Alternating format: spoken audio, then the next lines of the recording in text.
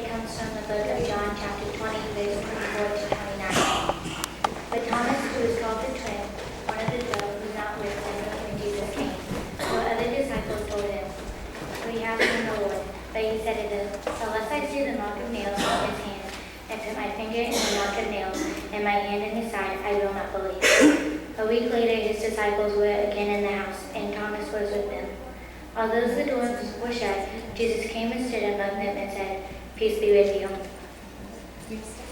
Then he said to Thomas, "Put your finger here and see my hands. Reach out your hand and put it in my side. Do not doubt, but believe." Thomas answered him, "My Lord and my God." Jesus said to him, Have you believed because you have seen me? Blessed are those who have not seen and yet have come to believe."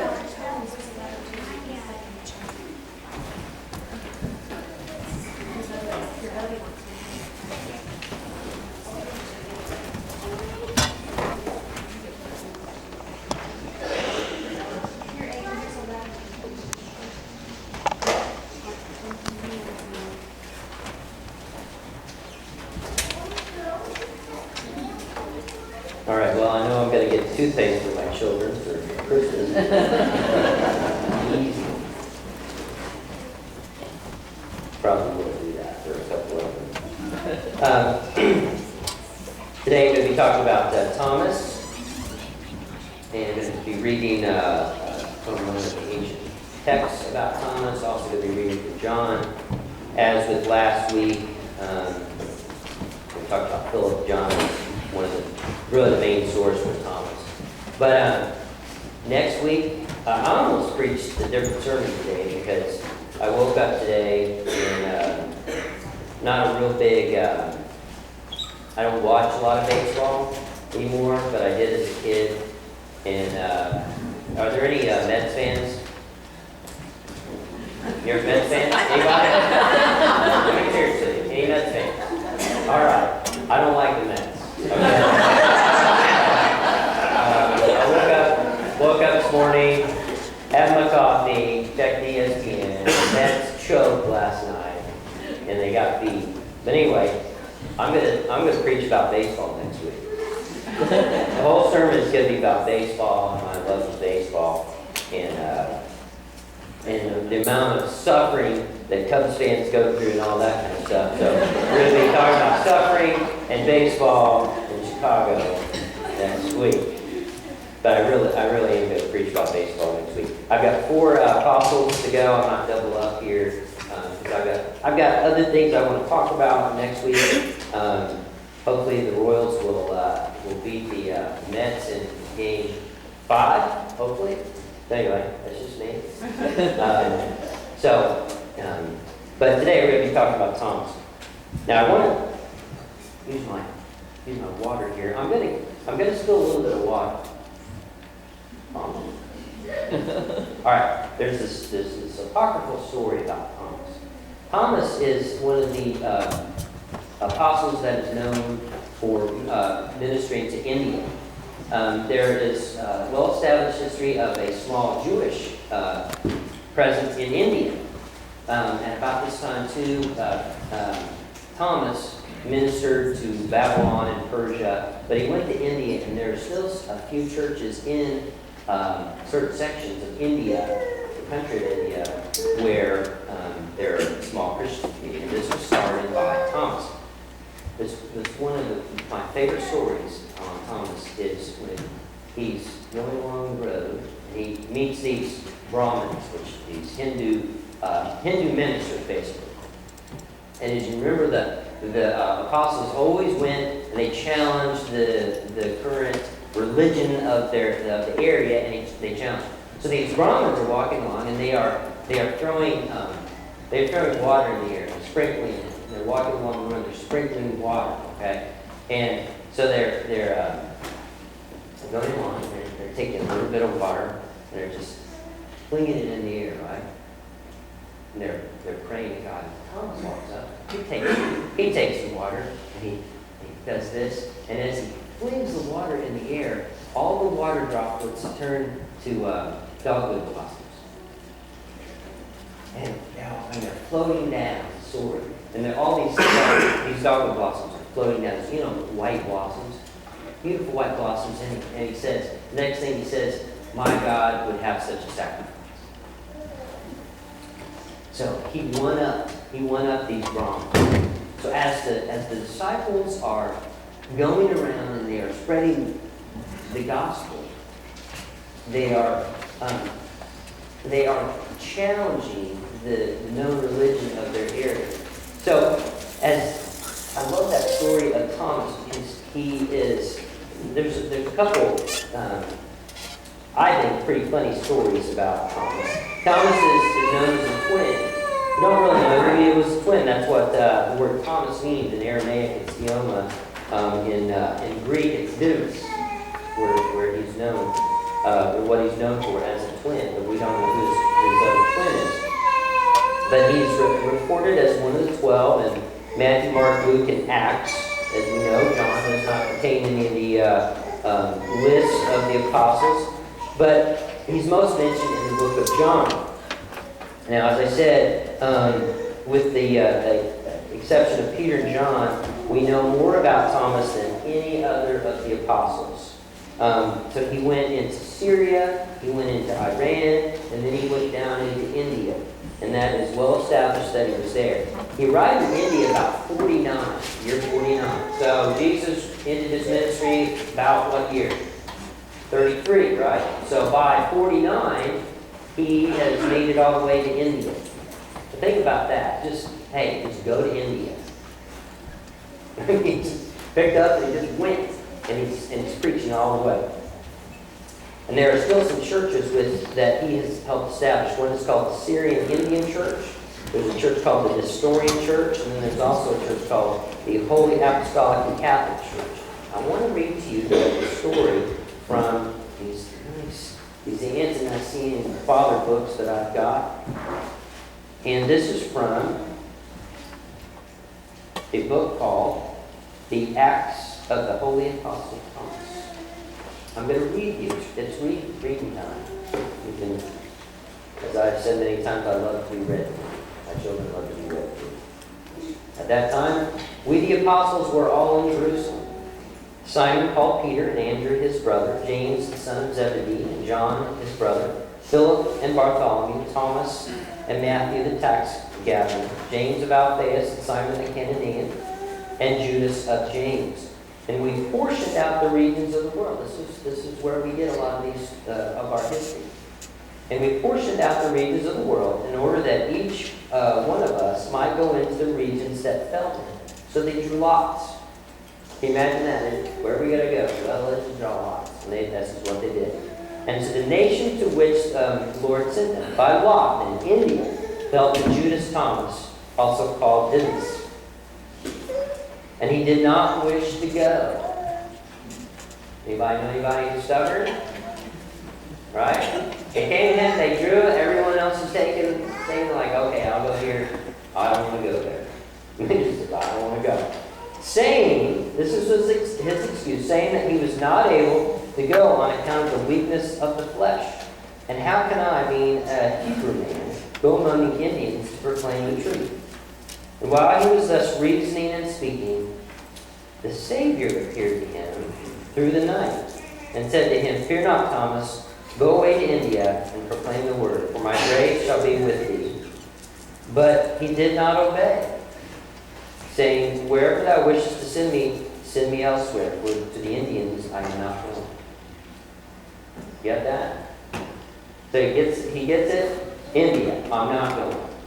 So then he goes to bed and he dreams, and guess who meets him in his dream? Jesus just met him and told him, look, it's okay, just go ahead and go. And Thomas again says, I'm not going. All right, you want to talk about doubting Thomas? I'm not going. So, I mean, if Jesus comes to me in a dream, I don't know about you, but I think I'm going to listen. Right? Anybody? I mean, come on. And as he was thus speaking and growing angry, there happened to be there a certain merchant come from India, by name of Abanus, sent from the king, and having received an order from him to buy a carpenter and bring him to him. And the Lord having seen him walking, the Lord has appeared to you. And the Lord, having seen him walking about in the market at noon, said to him," he goes up to Jesus, appears, and goes up to the carpenter and says, "Dost thou wish to buy a carpenter?" Or goes up to this trader, says, "Do you wish to buy a carpenter?" And he said to him, "Yes." And the Lord said to him, "I have a slave, a carpenter, and I wish to sell him." And having said this, he showed him Thomas at a distance, and agreed with him for 3 pounds of uncoined silver. And he wrote a bill of sale, saying, "I, Jesus, the son of Joseph the carpenter, declare that I have sold my slave Judas by name to Diabonas, a merchant, king of the Indians." And the purchase being completed, the Savior taking Judas, who was also Thomas, led him to Bonus the merchant, and Bonus, seeing him, said to him, "Is this thy master?" And the apostle answered and said, "Yes, he is my Lord." And he says, "I bought thee from him." And the apostle held his peace. Let me translate that. Jesus appears, right? Jesus appears, and Thomas is still not going. So Jesus says, "I'll just sell Thomas to somebody." Okay? He sold Thomas as a worker to this guy. Then Thomas walking up and says, "Oh, hey, there's Jesus. By the way, I've sold you, Thomas, this guy. You have to go to India now." Thomas is so stubborn. He's so stubborn. Jesus has to appear in the dream, and then he has to appear in the flesh, and he has to sell Thomas to a worker. And finally, Thomas says, "Okay, you got me." I go through the detail of that to point out how stubborn can you be to go through all of that, and why in the world is this such a big deal in our history of these guys? It's just one of the 12. All the different types of people that we've got here, these men. You've got you've got these guys that are basically these killers in some of these Canaanites and these zealots. You've got betrayers. You've got these people who are two-timing and selling out to the Romans. You've got these tax collectors. You've just got all kinds of these common blue-collar workers. Then you've got someone like Thomas who's saying, "You know what? I'm not going to go." Have you ever met anybody like this? Right? Who is just so stubborn? I have met several people like that.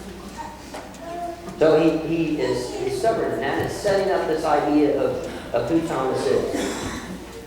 Now we're gonna look in some of the passages in John as well. So if you have your Bibles out, turn to the 11th chapter of John, and we'll get a glimpse of some of the other aspects of John.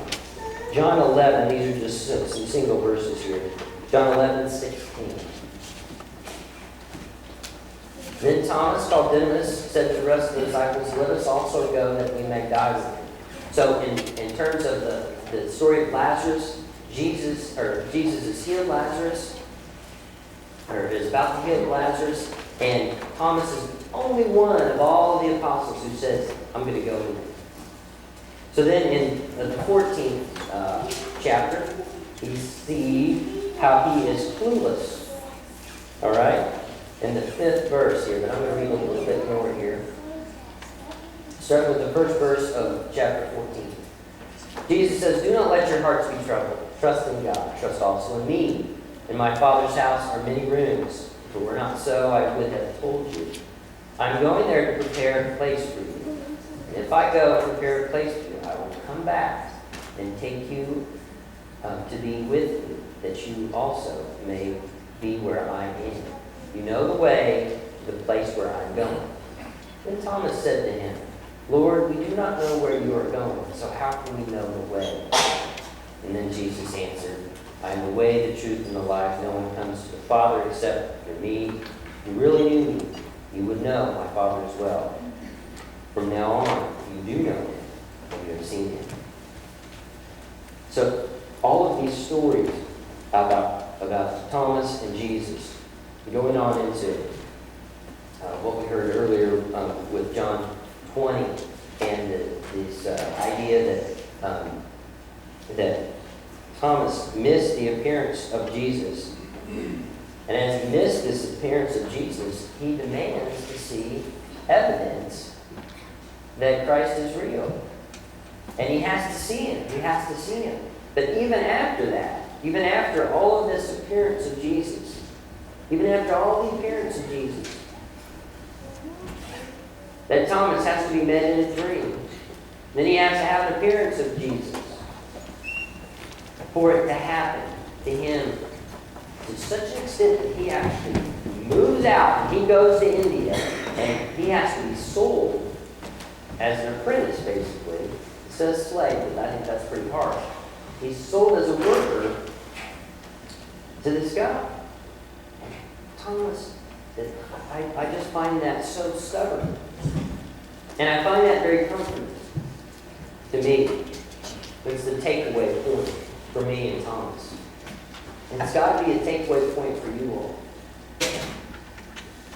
Sometimes it's really, really tough for us to get it. You know? Sometimes it's really hard for me to understand what's going on. And sometimes I have to be hit over and over and over again for me to wake up. And I have to be hounded by the reality of this is not going to happen. You have to relinquish. One of the things that I see as one of the major stumbling blocks of humankind in terms of Christianity is this sense of stubbornness. And Thomas is the poster child for stubbornness. This sense that I got this. The sense that I can handle this. The sense that I'm going to do it my way.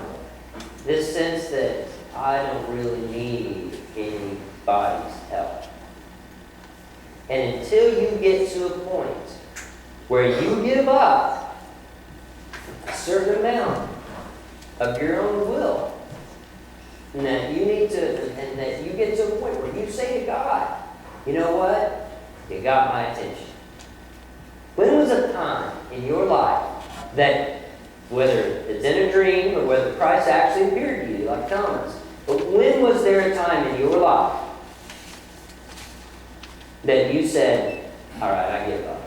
As Thomas said, you got me. I'm going to go to India. Okay, I'm ready. When was the time that you said, white flag time? I'm done.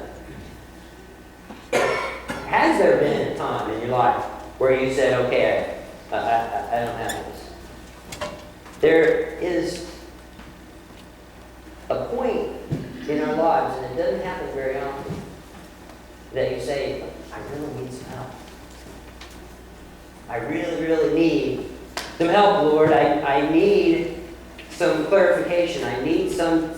I need something to help me make sense of this situation.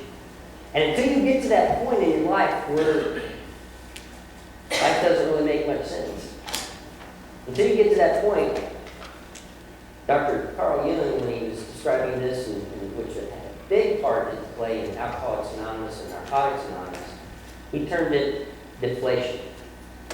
Now, Bill Wilson, who started, co-founded Alcoholics Anonymous, the 12-step program, called it hitting rock bottom.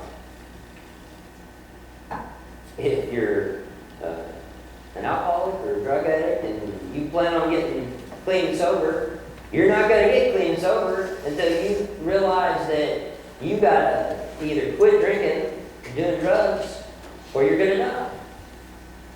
You have to get to that point, and many of us have to get to that point where we say, I need help. I don't know where to go with this. I need this. And the story of Thomas reminds us that even people who were around Christ, even people who knew Christ for years, had trouble with that. Doesn't that make you feel a little bit better about some of your doubts? That here Thomas, he has touched Christ. He has seen. He knows that this resurrection thing happened. He knows what happened. And he still is so stubborn that he is having trouble. These are called character defects in the 12 steps. We have some character defects. And those are some tough things to get rid of. We could go on the list of character defects, whether it's someone who has trouble with being stubborn, being angry, being resentful, different things that prevent us.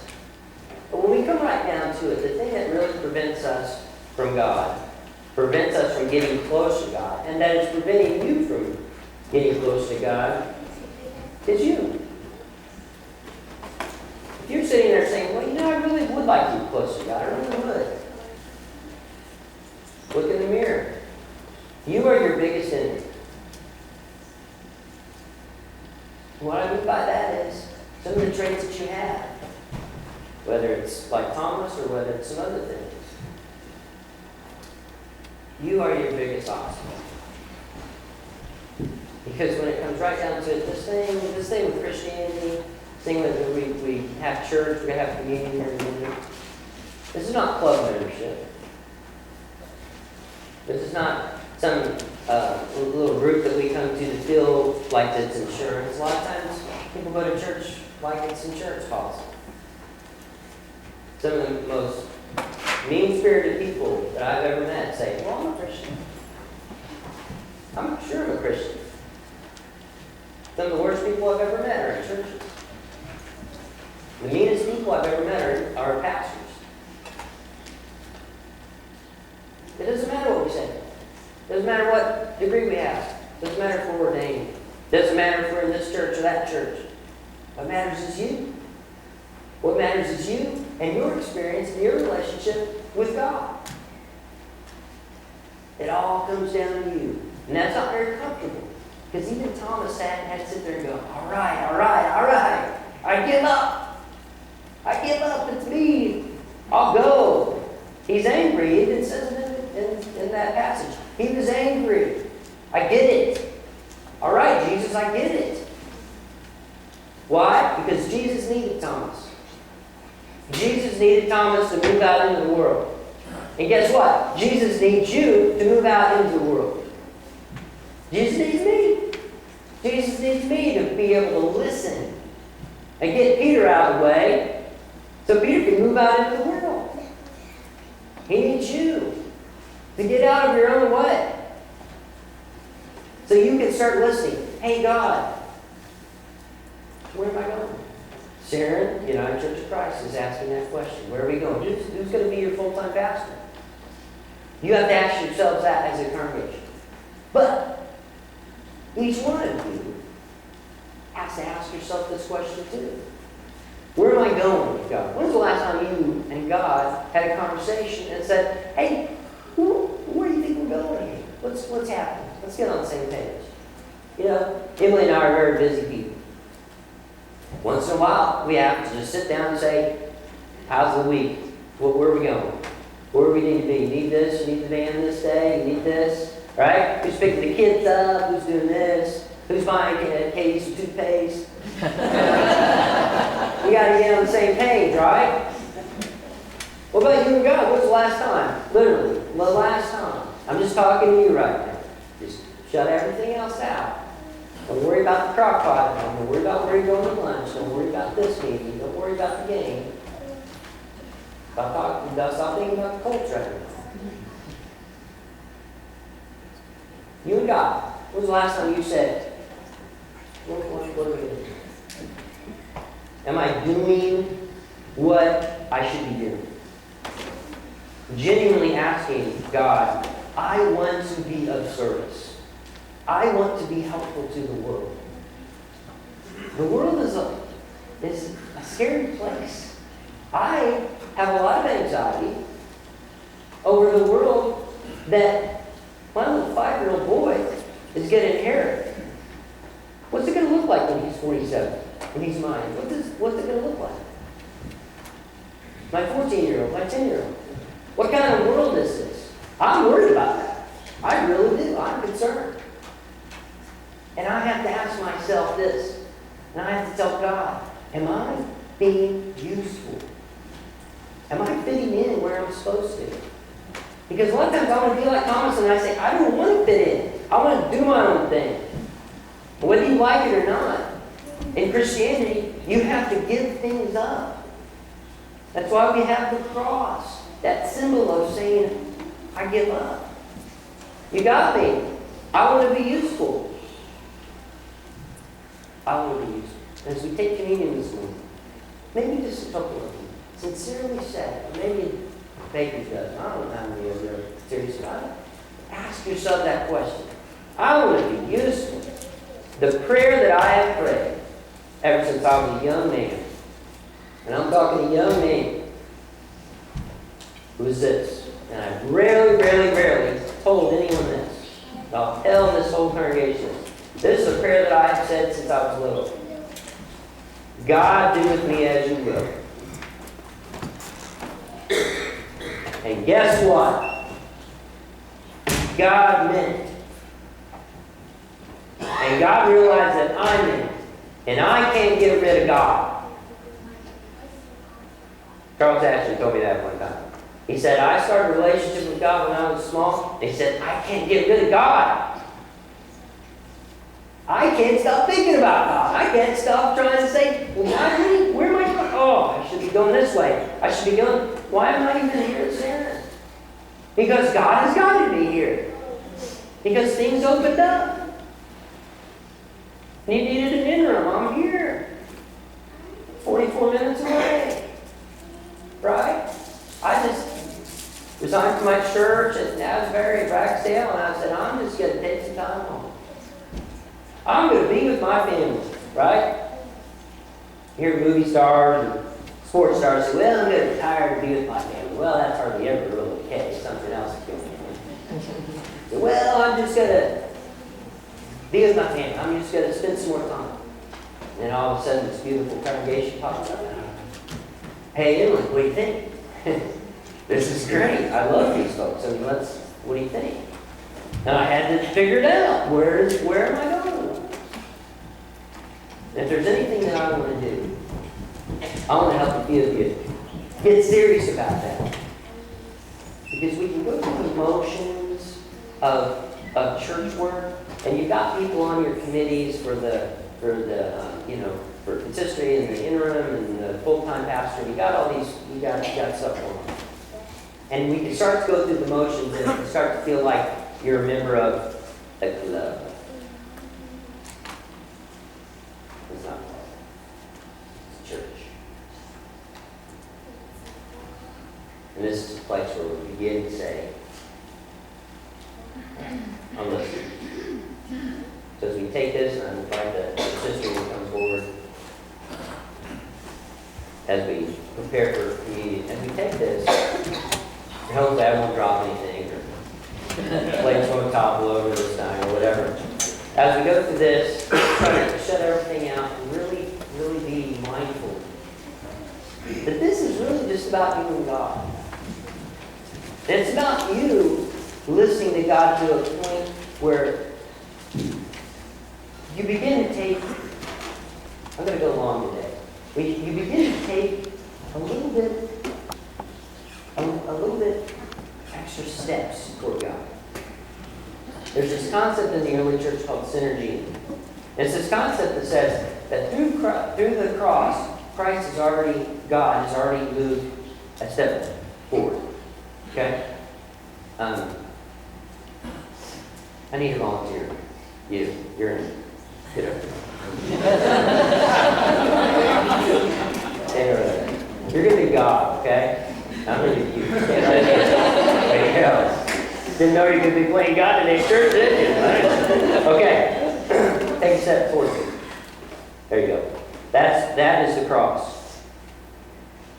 That is the episode, the historical episode known as the resurrection. Okay?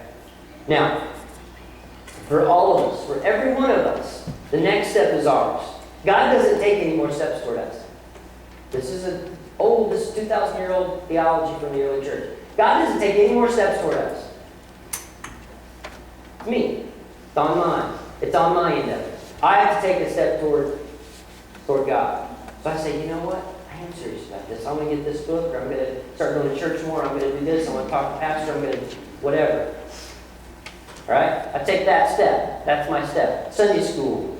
whatever it is. Now, this is what's amazing. Take a step two. Automatic. It's a law. See, science and religion used to not be divorced. Science and religion used to be married.